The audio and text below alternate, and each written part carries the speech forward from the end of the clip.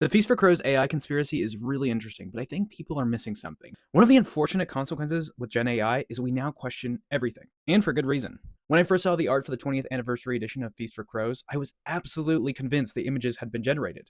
The cross on the wall, the weird visual glitches, the lighting, the colors not representing the houses, and the weird body parts, they just kind of have a vibe, you know? Recently, however, the artist Jeffrey McDonald came out with a lengthy post. In it, he refutes those accusations, provides some in-depth process context and images to support his claim that he didn't use AI. He goes on to say that essentially he was given a 6-month deadline to turn around 24 illustrations, which is absolutely insane, by the way. The worst part is, I can't tell if Jeffrey's on the line. While he gives a lot of proof that might make me think they're genuine, the images just look so Gen AI. Now I work in graphic design, and I can tell you when clients pull the budget strings tight, you sometimes compromise the creative.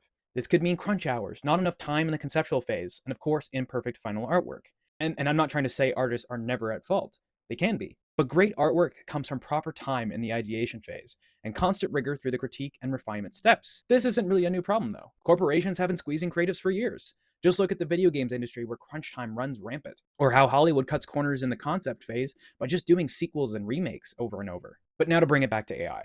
Clients want great creative that comes fast, is cheap as possible, but above all, reaches financial goals. When companies aren't fully invested in a creative product, corners will always be cut. I don't like what AI is doing to the creative industry. But to be honest, I don't even think the real enemy is AI itself. The real villains are the corporations who care less about delivering a quality product and more about getting more of your cash for less effort.